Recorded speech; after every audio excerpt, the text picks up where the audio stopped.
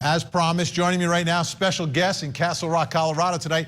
Dwayne Chapman is with us, more commonly known, of course, as Dog the Bounty Hunter. Dog formed a crime-fighting group of retired law enforcement and military personnel, calling them the Essentials. The group has already closed a number of cases. Dog, great to see you tonight. Good to see you too, sir. Thank you very much. I'm intrigued first. The Essentials, what is this group all about? Are they superheroes? Who are these men and women? Oh, let me tell you something, brother. So, you know, the FBI, CIA, all the federal law enforcement retire you at 51, 53 years old. And of course, biblically speaking, that's when we get wisdom and knowledge. No offense, kids. But so those guys cannot fish their life away. So during the Brian Laundrie hunt, we met some of them that volunteered. And I was like, oh boy, I looked up the word essential in the dictionary. It said something you must have. And these guys and girls have 10, 15 years left in them, and they've already been completely trained. So in homicides, we got a CIA. I mean, we got some real unbelievable guys. And they have, you know, I wasn't there the last 3 bodies they found. So, and this is in a couple months. So, you know, we're going after the worst of the worst. The politics are changing a little bit where crime is crime. And, you know, they finally realizing people are right now that the criminal, if you don't punish him, he's going to keep doing it. So we're out there doing private eye, bounty hunting, finding girls that have been kidnapped, of course, bodies, finding the killers.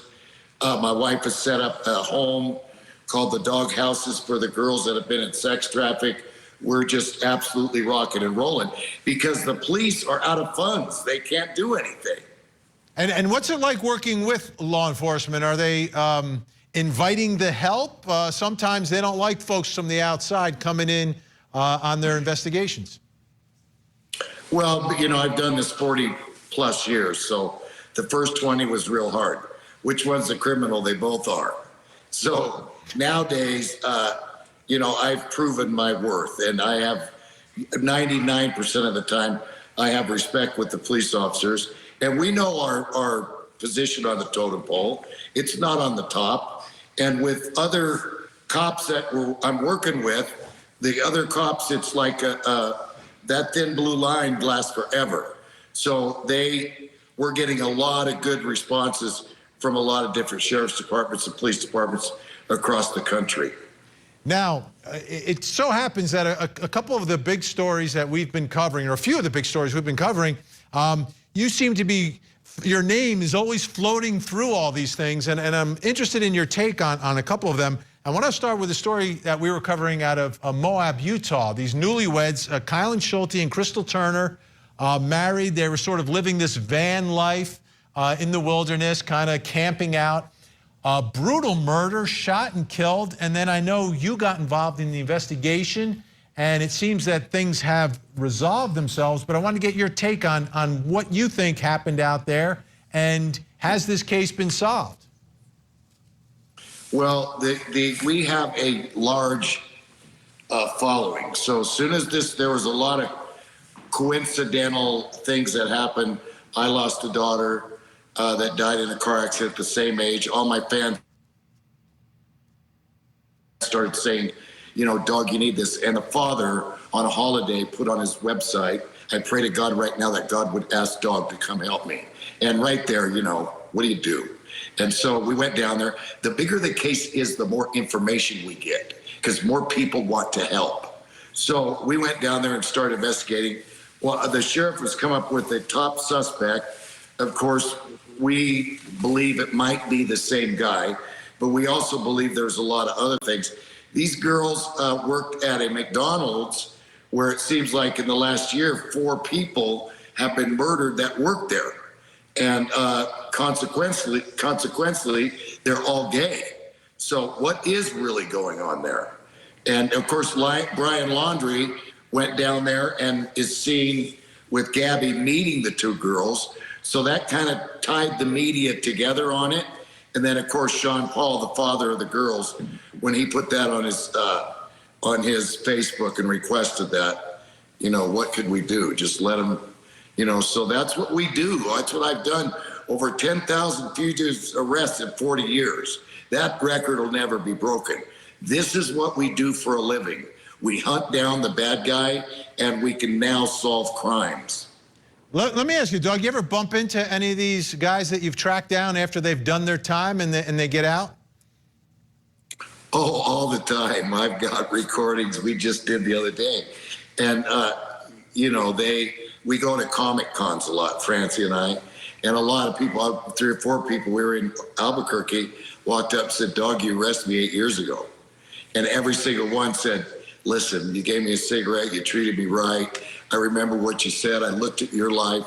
Thank you, dog. I had a threat the other day from my Samoan brother in Hawaii, and he told me when he saw me next, he was going to beat my okole. And I go, why? He said, brother, dog, you ruined my life of crime. And so before he hung up, he said, brother, I love you, brother. And I love you too, Bosco. So, I've never had, God help the guy that ever comes after me, because his heart better be right with God. You mentioned Brian Laundrie, and I want to put up on the screen for everyone at home Brian Laundrie's alleged notebook confession about what he did. I want to read it, and then I want your reaction to it. Let me read it. Rushing back to our car, trying to cross the streams of Spread Creek before it got too dark to see, too cold, I hear a splash and a scream. I could barely see. I couldn't find her for a moment, shouted her name. I found her breathing heavily, gasping. When I pulled Gabby out of the water, she couldn't tell me what hurt. She had a small bump on her forehead that eventually got larger. Her feet hurt. She was freezing, shaking violently. While carrying her, she was continually making sounds of pain. I didn't know the extent of Gabby's injuries, only that she was in pain. I ended her life. I thought it was merciful that it was what she wanted. Your thoughts about this note that was found where Brian Laundrie apparently took his life? Well, the first time I read that, and I had to read it twice, and I've heard final arguments from lawyers representing killers in court, and it's almost exactly that. He had to do it. He didn't mean to. He didn't know what to do. So I assume that was, I'm not going to say what lawyer because I don't want to get sued, but I think a lawyer helped him write that, if he is dead. So, there's a lot of hinky stuff. The government spent almost $3 million down there looking for him in the crocodile pits. So that's about all they got for each case right now. Remember, defund the police. So that case had to go away in a financial federal way. But I don't think it's gone away. There's so many. We filmed the whole thing because we got to film. You got to show proof. No, I didn't hit you in the mouth first. You hit me. You got to have a camera. I have to have a camera. So everywhere we went during the hunt of Brian Laundrie, which is coming out soon, we filmed what we found. And what we found is not what they said they found. They took a different road than we did. We followed the Brian Laundrie trail. So are you questioning what they say happened to Brian Laundrie, that he took his life, that he was found in the swamp, that the gun was there, the weapon and everything else? Well, it all has to lead up to the father walking down there one day and then looking around to the left and all of a sudden walking another 20 yards and looking around the left. Oh, look what I found. Come on. Then I guess the dentist has some kind of family relation. Then Brian Laundrie was right-handed. I checked on homicides, suicides, almost everyone, you shoot yourself with the handed you are, the right hand, if you're right-handed. He was shot with the left hand in the back. That is a grave site of old ancient Indians in that whole area, and bones float up all the time. Now, hogs will eat everything. The only animal that'll eat the bones and all that are the wild pigs. But my essentials just found another guy the other day the hogs ate. But guess what they won't eat is the clothing. No clothing at all down there. I'm not, it's a 50-50, okay? I know that his name is off the computer. I'm wondering if he gets pulled over anywhere and they say his name, will it even come up wanted for murder? I think, it could be, we had a lot of leads. He was out of the country. He had plenty of time to run. The parents knew that he killed Gabby right after he did it. I think it was all strategically planned. His sister said she didn't see him at all. My team, we found that she entered the park with him. We got a picture of him in her car. And then she goes, oh, I was lying. Yeah, you're smiling with babies on your lap, Laundrie. You're having fun. I got photos of that, the smile you got. And you're telling your family you're going to commit suicide. As a family, what would we do if one of our kids or our relatives or a friend did that? We'd say, no, you're not. You're not going to commit suicide. Let's plead insanity. Let's do something. Do not kill yourself. Right out of the gate, they all, oh, he's dead, suicide. Yeah, come on. Something's up there. So you don't think there was enough skepticism placed in the investigation, and that's where you and the Essentials have picked this all up?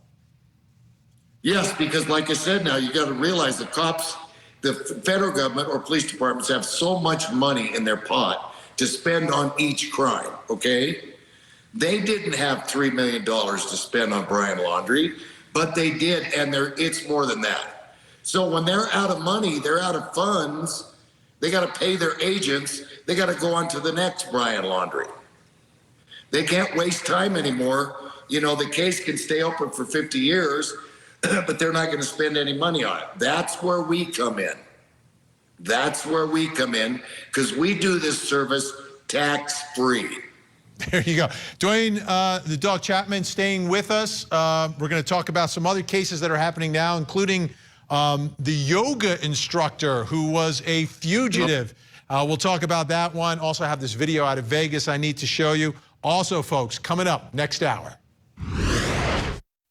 In Broward County, Florida, day 7 of the death penalty phase trial of the Parkland school shooter who has already entered a guilty plea, and now the jury must decide life or death for the mass murderer. Another difficult day in the courtroom today as parents listen to the testimony about the murder of their children. Would that wound in and of itself be fatal? Yes. It transects his spinal cord. Okay. At the level of the 7th thoracic vertebrae. And what does that mean? So he can't move from that level down. mgc.edu.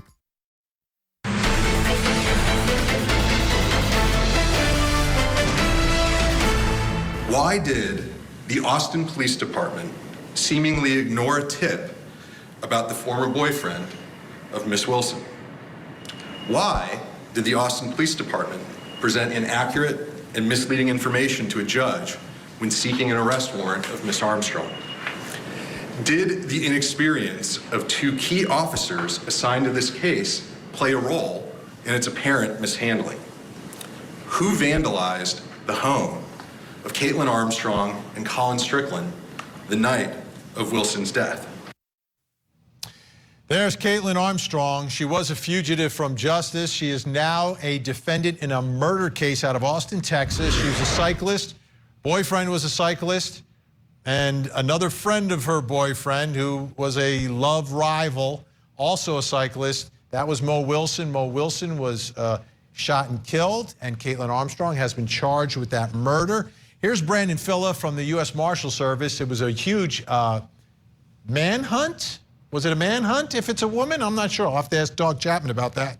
But here's the U.S. Marshal talking about the capture of Caitlyn Armstrong.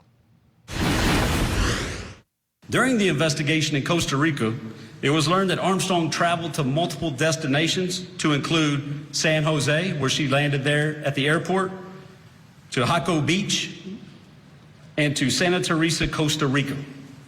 It was discovered Armstrong used different names, aliases, under the alias of Beth Martin, Liz, and Ari Martin, who she advised to uniformed officials at Don John's hostel in Costa Rica. Armstrong used these names at yoga studios and other lodging since her arrival in Costa Rica on May 18th. Caught in Costa Rica. I want to bring back in Dwayne Dog Chapman, who is with us tonight, Dog the Bounty Hunter. Let me ask you about Caitlyn Armstrong. From my perspective, this, I think, is the first fugitive I've ever seen with a yoga mat, right? There's surveillance video of her fleeing, and she's got her yoga mat with her. What are your thoughts about her fleeing to Costa Rica? Well, she's a very inexperienced criminal, and we all figured she'd be caught in a couple weeks. She used Martin, the name, two different times, and another first name. She used her sister's passport. So as soon as the feds got on that, they tracked her all the way around. And then someone where she worked happened to recognize her because of the nose job. If you're going to get a nose job, get a nose job. And if you're going to dye your hair, I mean, there's not too much difference from what she looked like, again, inexperienced. So, not to be funny, but as they say, love kills. And so she'll probably, I'm sure she'll get life with parole because it was a love triangle kind of thing. But it's very sad that she took someone's life like that. But she was very easy to track. I mean, you could have tracked her on public information. So inexperience will get you caught quick. Now, what are your thoughts about the murder case, though, that they're building against Caitlyn Armstrong? And one of the strange facts is the alleged murder weapon in this case. And how do you think that's going to play in all this? Because it was a gun that apparently was purchased by her boyfriend? Well, I don't want to, again, speculate anything with him. There's a lot of guys that buy their girlfriend a gun, to protect her, especially right now. So I don't think like he bought the gun knowing she would kill the lover. I don't think that's at all possible. A lot of times girls that are doing life for murder has to do with love. And it's almost tied with men now. So it's just something very tragic. And I don't think that the gun or any of that is going to be any kind of suspect in her case. And as we stated off the top, she has pleaded not guilty. It looks like it's going to be a trial, and her attorneys apparently pointing the finger at a potential love interest of the victim in this case, although they didn't specifically name him. But we'll keep an eye on that. Dwayne, one other thing I wanted to show you tonight. There's a video that's going very viral tonight. It's a suspect caught on a Ring camera. Looks like it was a robbery attempt and then an attempted murder. I want to take a look at it and get your take first on what happened, and then in the search for the suspect, because Las Vegas Metro Police have released the video in hopes of identifying the suspect. Let's take a look.